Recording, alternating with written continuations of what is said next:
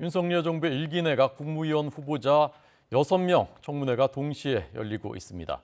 이 한덕수 후보자 청문회에서는 공직 떠난 뒤에 김앤장 고문으로 있을 때 고액 보수를 받은 것, 이 문제에 치열한 공방이 벌어졌습니다. 현장 연결하겠습니다. 조성호 기자 나오십시오. 네, 국회입니다. 네, 실내니까 또 여긴 마스크를 썼습니다. 자, 오전 청문회 상황 자세히 전해 주시죠. 네, 한덕수 후보자 청문회는 오전 10시에 시작했고 지금은 여야 청문위원들이 첫 번째 질의를 마치고 잠시 정회된 상태입니다. 점심 식사를 마치고 오후 2시부터 청문회를 이어갈 예정입니다. 앞서 지난달 25일부터 이틀 동안 예정됐다가 민주당과 정의당에서 한 후보자의 자료 부실 제출을 이유로 집단 불참해 파행하면서 미뤄진 건데요. 국민의힘 소속인 주호영 인사청문특위 위원장은 청문회 시작에 앞서 한 후보자에게 이런 부분을 지적했습니다. 먼저 들어보시죠. 후보자께서는 그동안 자료 제출 논란으로 청문회가 늦어진 점을 각별히 유념하시고 위원님들의 질의를 국민들께서 궁금해하시는 사항에 대한 물음으로 생각하셔서 진솔하고 명확한 답변으로 청문회에 임해 주시기를 당부드립니다. 한 후보자는 모두 발언에서 국무총리직을 맡게 되면 서민 경제 안정을 최우선 과제로 삼아 모든 정책 수단을 총동원하겠다는 뜻을 밝혔습니다. 이 내용도 들어보시겠습니다. 국무총리직 제안을 받고 저는 적지 않은 고뇌가 있었습니다. 더욱이 새 정부의 첫 국무총리이기에 자리의 무게를 감당할 만한 역량이 있는가 하는 스스로에 대한 물음과 걱정이 컸습니다. 국무총리의 막중한 소임이 주어진다면 국민의 눈높이에 맞는 국민을 위한 행정을 펼쳐나가겠다는 약속을 드립니다. 본격적인 질의가 시작되기 전부터 민주당과 정의당 의원들은 한 후보자가 여전히 자료 제출을 거부하고 있다며 국회와 국민을 모욕하고 있다고 질타했습니다. 이후 질의를 통해서는 한 후보자가 공직에서 물러나 김앤장 등의 고문을 맡으면서 받은 고액 보수가 전관 예우라고 비판을 쏟아냈습니다. 들어보시죠. 공직 퇴임 이후에 그 축제한 재산이 약 43억 원에 달합니다. 정관예우 끝판왕이다. 사실 이런 비판이 있습니다. 그 봉사나 사회공헌 이런 활동보다는 돈 버는 일에 치중한 것이 아니다. 이런 평가가 있습니다. 국민의힘 의원들은 한 후보자의 공직 경력과 식견을 볼 때 정당한 일을 하고 보수를 받은 거라고 변호에 나섰습니다. 이어서 들어보시겠습니다.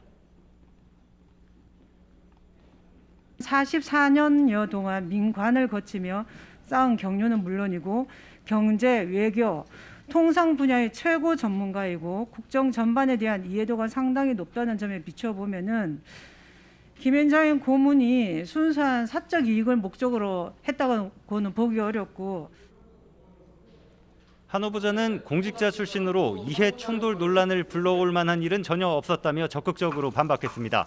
한 후보자 답변 내용입니다. 전관예우의 개념은 제가 김앤장에 있음으로써 모든 제가 같이 있었던 공무원들이 특정 케이스에 있어서 그것이 옳아서 도와주는 게 아니고 제가 거기에 있기 때문에 도와주는 것이 전관예우라고 저는 생각합니다. 네, 그런 일은 단 한 건도 없었다는 네, 걸 확실하게 알겠습니다. 말씀드립니다. 이 밖에도 청문회에선 한 후보자 부인의 그림 판매 의혹과 한국 정부와 론스타의 국제 투자 분쟁 소송 당시 론스타에 유리한 진술을 했다는 논란, 외국 기업의 자택을 임대한 과거 부동산 거래 등과 관련한 질의도 이어졌습니다. 네, 다른 장관 후보자 5명 인사청문회 동시에 열리고 있는데 상황이 어땠습니까? 네, 오늘 추경호 경제부총리 겸 기획재정부 장관 후보자, 박진 외교부 장관 후보자, 원희룡 국토교통부 장관 후보자, 한화진 환경부 장관 후보자, 박보균 문화체육관광부 장관 후보자까지 5명의 청문회가 같은 시간에 함께 진행되고 있습니다. 추경호 후보자 청문회에선 재산 증식 과정이 도마 위에 올랐습니다. 박근혜 정부 국무조정실장 퇴임 이후 재산이 30억 원 이상 늘었다는 민주당 고용진 의원 질의에 추 후보자는 서울 목동에서 도곡동으로 이사하면서 취득한 아파트 가격이 많이 올랐다며 일반 서민 입장에선 많이 오른 집을 샀다고 생각할 수도 있을 것 같다, 이렇게 답했습니다. 10억 원을 증여해준 장모의 재산 증식 의혹에 대해서는 자신이 알 길이 없다며 자식과 손자에게 일부 증여한 것을 굉장히 이른 시간에 세금을 납부했다, 이렇게 설명했습니다. 국회 외교통일위원회에서는 박진 후보자를 상대로 윤석열 정부의 향후 외교정책 방향을 놓고 질의가 오갔는데요. 박 후보자는 문재인 정부 5년 동안 외교정책과 관련해 상대국 외교 사안 등을 감안해 구체적인 언급은 적절치 않다면서도 여러 실수나 미흡한 점이 있었던 것은 사실이라고 말했습니다.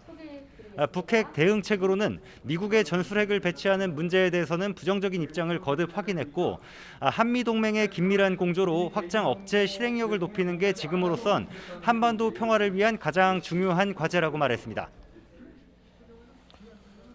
네, 한덕수 총리 후보자는 이제 내일까지 청문회 한 뒤에 국회가 임명동의 표결을 해야 하고 또 다른 후보자들 청문회가 계속될 텐데 현장에서의 전망은 어떻습니까? 네, 일단 민주당은 한덕수 후보자 청문회를 받아들였지만 쉽게 임명을 동의해주진 않을 걸로 보입니다. 다수의 후보자를 부적격자로 거론하면서 송곳 검증을 예고하고 있는데요. 윤호중 비상대책위원장의 발언 들어보시죠.